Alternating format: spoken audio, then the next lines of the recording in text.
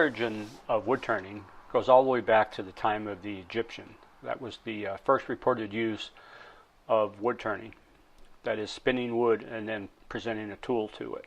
Since that time, our equipment and the tools that we use have evolved, and they don't look anything like they did when the Egyptians were turning wood.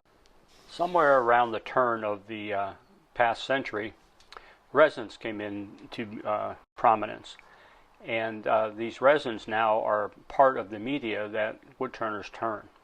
It can be used by itself or in combinations with wood to produce many different kinds of patterns and media for us to turn.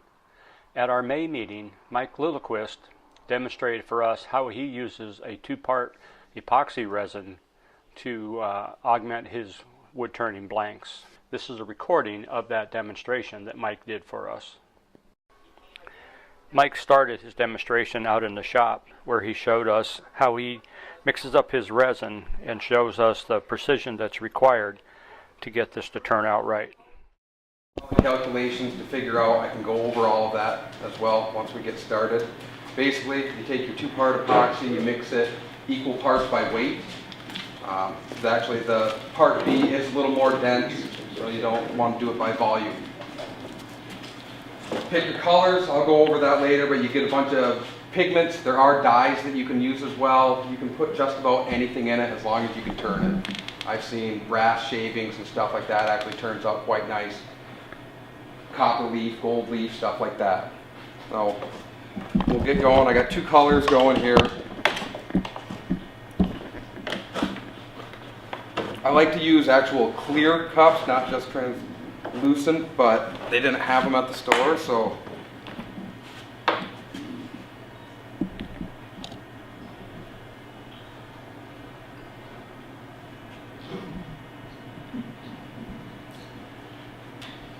what you're going to do is make a hardened finish on a finished product? This will cure up in about 3 hours. It's hard when it's done, right? Yep. Actually, probably harder than wood. This is made for turning, so it isn't quite as brittle, which works out kind of nice. West Systems epoxy you can actually use, but it does tend to be more brittle. I don't like using carbides, mainly because they're expensive.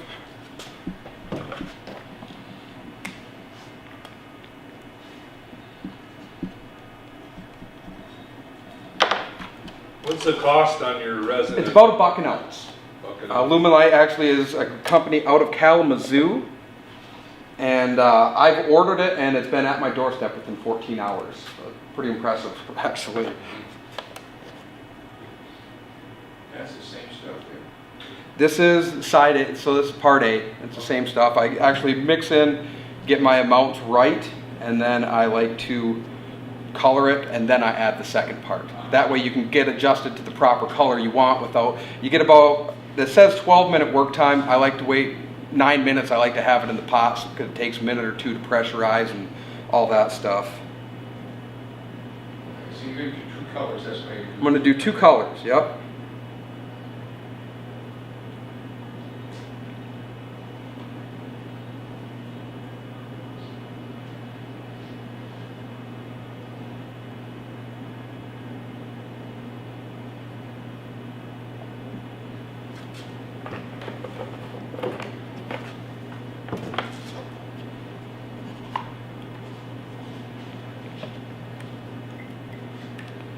What mark did you do? I write down the weight. Okay.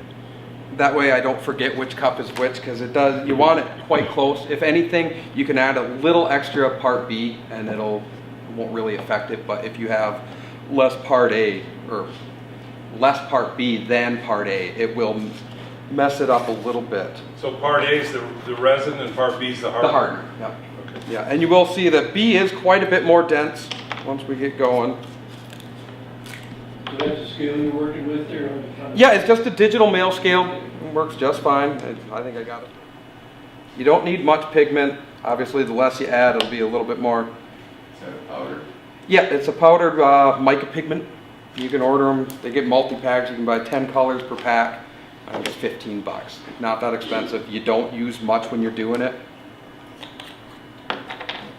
So So it's up to your own discretion on how much you put in, how dark you want it. Yes.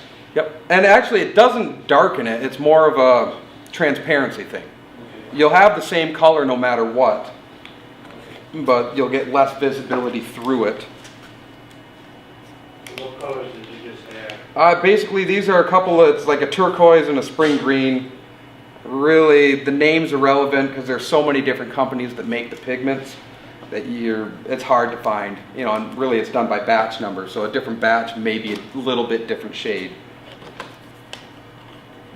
I do have liquid dyes as well from the Alumilite company, but I decided to load up my truck last night and I feel like it wasn't quite warm enough to use them, and they tend to thicken up quite a bit.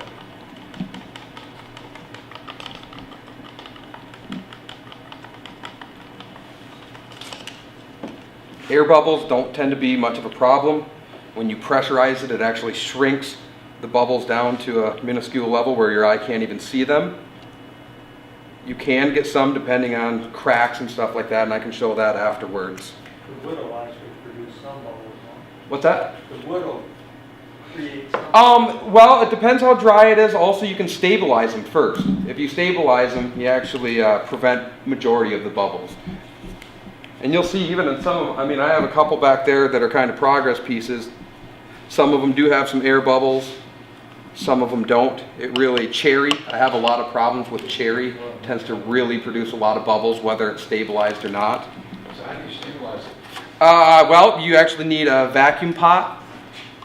You set it up, you can buy this stuff, it's called cactus juice, and it's a clear, you can dye it, so if you, when you buy pen blanks and bottle stopper blanks and stuff like that, you'll get stabilized pieces of wood. And they're for spalted wood. It's good because it actually fills in all the gaps and makes it quite a bit harder. It's less brittle. You don't have as much breakage in it.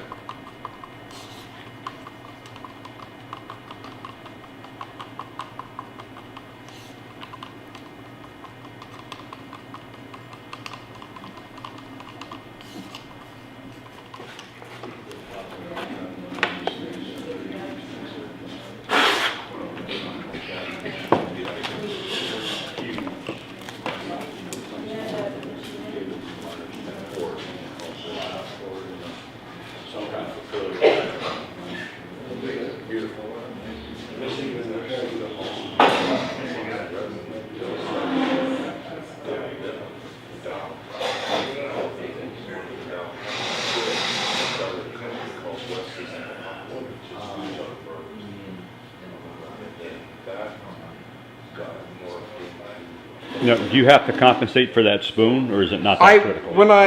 After I put part A in, the pigments and the stick, I leave it in there and then I just tear it and resets it back to zero anyway. If I could have somebody start stirring this, it needs to be mixed for about a minute or two. That way I can get going on this. A slow mix? Yeah, it doesn't have to be, you don't want to whip it up or anything. I'm sorry, get out of the way. You have 12 minutes of work time. Like I said earlier, I like to try to get it in by about 9 minutes. You do have plenty of time to go. This is the Alumilite Slow, which is 12 minutes. The Alumilite Regular is about a 7-minute work time. So they've got actually work times involved with the product you buy. Yes, and you know, it starts hardening up quite quickly. Once it starts curing, it goes pretty quick.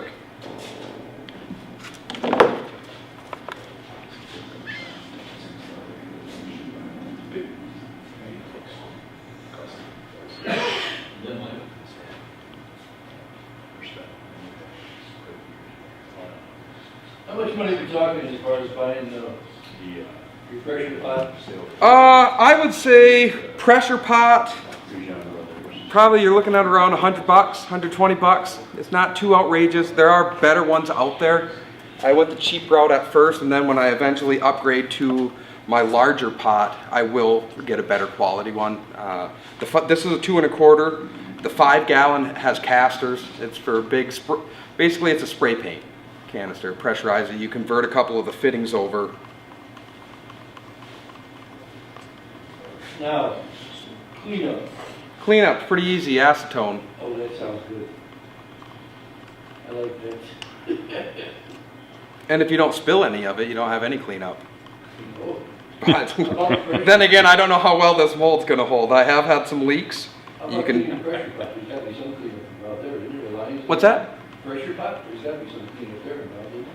Not if you don't spill any. It's dirty in there. I've had some mistakes. Oh, Trust okay. me. Yeah. And actually, it does kind of peel off the inside quite well. Sprays the pan. You probably could. They actually will. It's a Stoner mold release. You can get certain sprays for certain epoxies. Others work better than others. I have it. I'll show you. I have a couple molds I brought in actually made of high density polyethylene. It's a thicker. I use 1/2 inch. Peels right off. You spray that mold release, and you can literally just turn it upside down, and it falls out.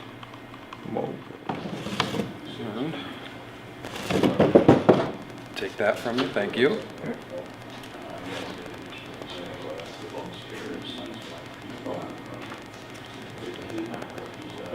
So what's in that? Basically, I took a green chunk of maple, rough turned it. It's been drying for almost 2 years now, so it should be dry, I gotta imagine.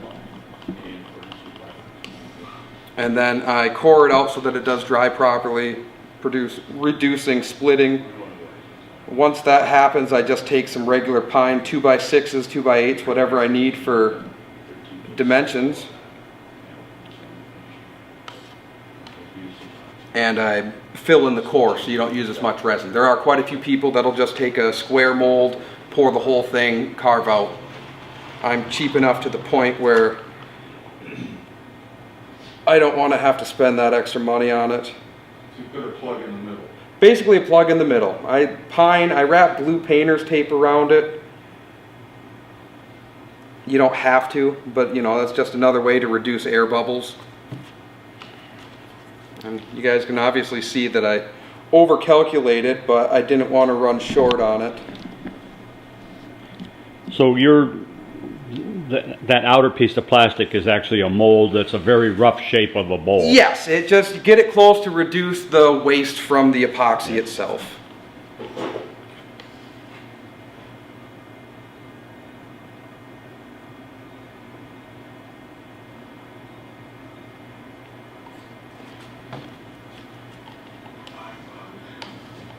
And why don't you invite people to come over and get a closer look at what you're doing? Yeah, they're absolutely welcome to. I mean, it's not going to hurt you. It's pretty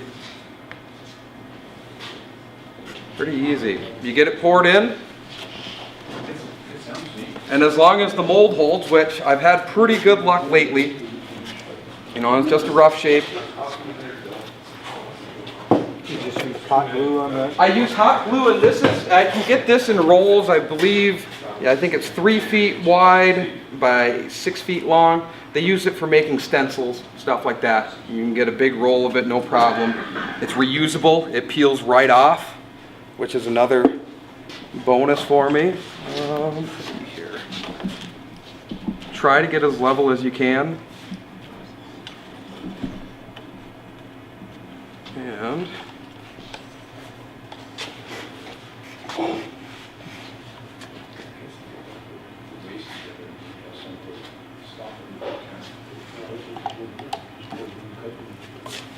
it's a little too tall. It needs snips. We're going to try to make this work without. Then you'll just turn that. That's going in. Yeah, I can turn this into whatever shape I want. You can cut it up on a table saw. I have a bunch of silicone molds that I use a lot for excess. Ooh. Ooh.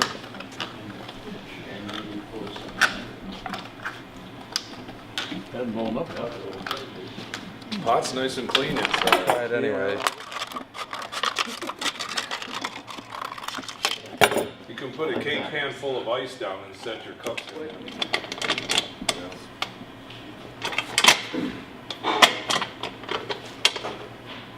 Now we're ready to start canning.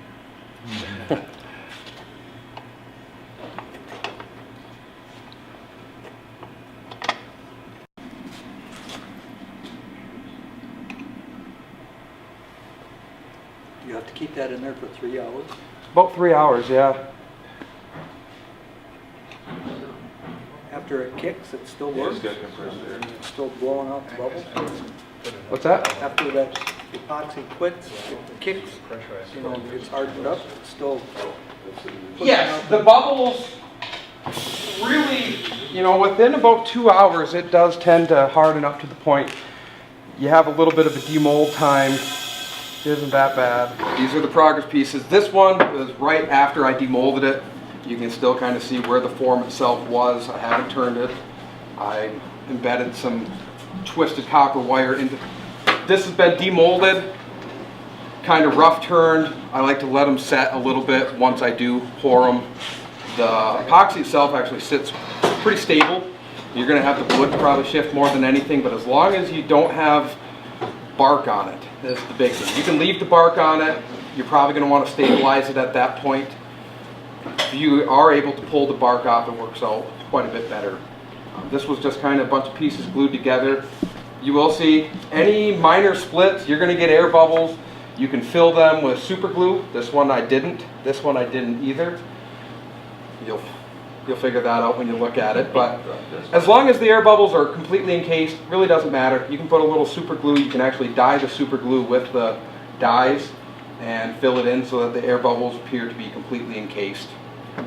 This one, this was actually probably my second run at casting.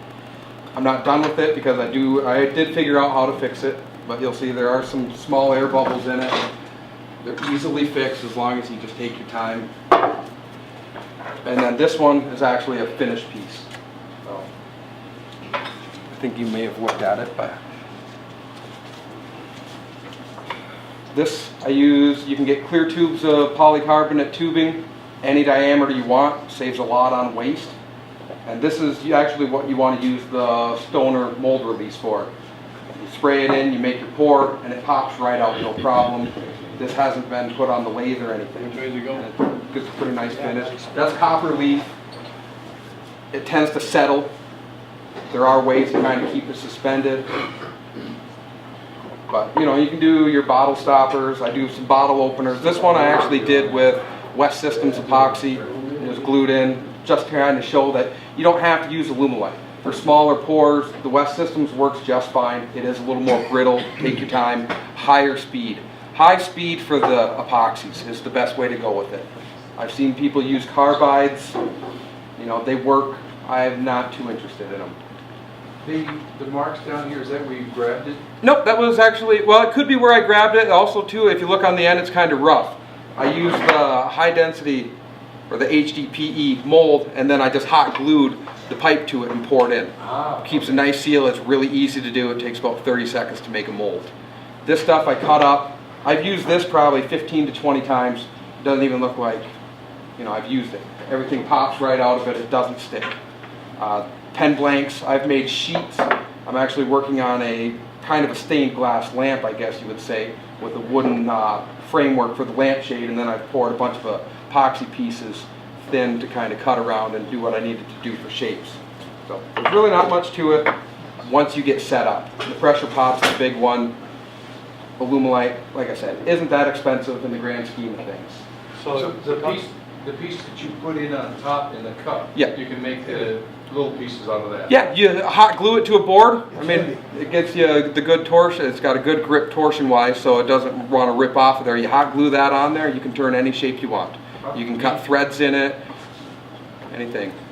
Like I said, I didn't bring any of my silicone molds, but I got some. They're half-inch cubes. So I have a bunch of half-inch cubes of different colors that I've been doing with extra resin with my pours and stuff like that. Eventually, I'll probably pour them into one piece, so you'll have a bunch of small cubes of different colors throughout the casement of the resin.